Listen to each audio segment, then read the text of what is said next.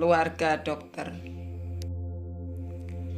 Ditulis oleh sang pegawan media Dahlan Iskan, mantan Menteri Negara BUMN. Dibaca dan diunduh dari cowasjp.com. Satu dokter lagi meninggal dunia di Surabaya, Senin lalu 18 Mei 2020. Memang ia sudah pensiun, juga sudah sakit-sakitan. Gula darah, tekanan darah tinggi, dan belakangan komplikasi itu sampai ke ginjal. Begitulah memang kalau gula darah tidak teratasi. Namanya Dr. Budi Harsono, ahli penyakit dalam, lulusan Universitas Brawijaya Malang. Ketika masuk rumah sakit, sebenarnya bukan karena COVID-19. Lebih terkait dengan semua penyakitnya tadi. Hanya saja ketika dites ternyata positif COVID-19. Maka ia pun dibukukan meninggal karena virus corona baru. Tentu istrinya amat sedih. Dia juga seorang dokter, ahli jantung, masih aktif, masih buka praktek di 3 rumah sakit. Setelah dites, sang istri ternyata juga positif COVID-19. Dirawat di rumah sakit yang sama, National Hospital Surabaya. Ketika suaminya meninggal, dia masih dirawat di rumah sakit itu, yang salah satu lantainya dikhususkan untuk perawatan pasien COVID-19 dengan sistem isolasi yang ketat. Sang istri tertular suami atau sebaliknya? Kelihatannya sebaliknya. Setelah dilacak, sang ahli jantung pernah menerima pasien, yakni saat berpraktek di Rumah Sakit Mitra Keluarga Surabaya. Pasien itu mengaku punya masalah jantung. Dokter kita memang belum dibiasakan bersikap selektif, ujar Dr. Brahmana, Ketua Ikatan Dokter Indonesia IDI Surabaya. Kalau ada pasien yang datang ke praktek pasti diterima, tambahnya. Tidak ada dokter yang mengharuskan pasiennya menjalani tes dulu di bagian penerimaan pasien, papar Dr. Brahmana. Bulan lalu saya diundang Dr. Brahmana ke gedung IDI yang bagus itu, yang letaknya di dekat RSUD Dr. Sutomo itu. Saya diajak dialog yang direkam untuk pembuatan video bagi para dokter, agar lebih hati-hati selama pandemi ini. Di situ kami bahas tentang perilaku pasien yang kadang tidak mengaku terus terang bahwa sang pasien sudah positif terkena virus, lalu menulari dokternya. Sang dokter ganti menulari keluarga. Kurang lebih itu pula yang terjadi di Surabaya itu, yang juga pernah terjadi di Jakarta dan Yogyakarta. Yang seperti itu tidak akan terjadi di Vietnam atau Taiwan, atau di Korea Selatan, atau di mana lagi. Di sana sistem pelacakan luar biasa disiplin. Begitu ada seseorang dinyatakan positif, siapa saja yang pernah terhubung dengannya harus dikejar, harus ditemukan, lalu diharuskan masuk karantina, biarpun karantina itu di rumah masing-masing.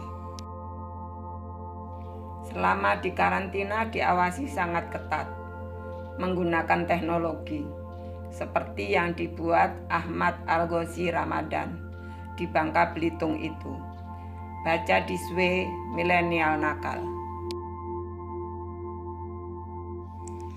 Lalu mereka itu dites. Yang positif harus masuk rumah sakit, yang negatif dibebaskan. Kita masih sangat lemah di bidang pelacakan ini, ujar Dr. Brahmana. Ingat pilot Vietnam yang berkebangsaan Inggris itu? Baca This Way, satu pilot. Begitu sang pilot diketahui positif, sistem pelacakannya berjalan. Dari satu pilot itu saja yang harus dilacak 4.000 orang. Tentu sulit sekali melacak 4.000 orang. Tapi itulah yang dilakukan di Vietnam, yang negaranya lebih miskin dari Indonesia. 4.000 orang itu adalah semua penumpang pesawat yang pernah dipiloti orang Inggris itu. Semua pelayan bar, pengunjung bar, dan yang terkait dengan bar yang pernah didatangi pilot itu. Kita di Indonesia juga sudah melakukan pelacakan seperti itu dengan kadar sekian persennya. Kita memang tidak lockdown, tapi juga tidak melakukan model pelacakan yang tuntas. Kita memang tidak boleh mudik, tapi juga tidak tuntas. Kita bahkan sudah menerapkan jaga jarak. Anda teruskan sendiri tapinya. Bangka Belitung pernah menerapkan sistem pengawasan karantina di rumah itu dengan efektif. Pakai gelang pahlawan COVID dengan teknologi bikinan Gozi. Teknologi itu tidak bermanfaat lagi di sana. Penerbangan ke sana ditutup total. Kini penerbangan dibuka lagi, seminggu 2 kali. Pemda Belitung mengajukan syarat. Pesawat itu tidak boleh membawa penumpang dari Jakarta ke Tanjung Pandan, ujar Ishak Mairobi, Wakil Bupati Belitung tadi malam. Agar penerbangannya tidak rugi, Ishak menggalang pengiriman paket lewat pesawat. Gelang pahlawan tetap berfungsi di Belitung, efektif sekali. Orang yang harus karantina di rumah masing-masing teratasi dengan baik, ujar Ishak. Dengan sistem pelacakan yang seperti sekarang, dokter praktek harus lebih hati-hati. Padahal suami istri Dr. Budi Harsono ini sudah hati-hati. Mereka sudah sepakat tidak akan mau buka praktek di rumah. Mereka tidak mau membawa penyakit ke rumah. Mereka memilih praktek di rumah-rumah sakit, toh terkena juga. Keluarga ini boleh dikata keluarga dokter. Saya kenal baik mereka. Rasanya ada 9 dokter di keluarga besar ini. Justru anak Budi Harsono yang tidak mau lagi jadi dokter. Anak pertamanya, Albert Hen, sarjana teknik elektro dari Universitas Surabaya. Adiknya, perempuan, sarjana arsitektur dari Universitas Petra. Ke depan saya pikir teknologi kian berperan, ujar Albert mengapa tidak kuliah kedokteran. Orang tua juga tidak memaksa harus masuk kedokteran, ujarnya. Keduanya sudah bekerja di swasta, tapi belum ada yang menikah. Mereka kini juga tidak bisa menjenguk ibunda, tidak diizinkan. Tapi keduanya tahu ada kabar gembira.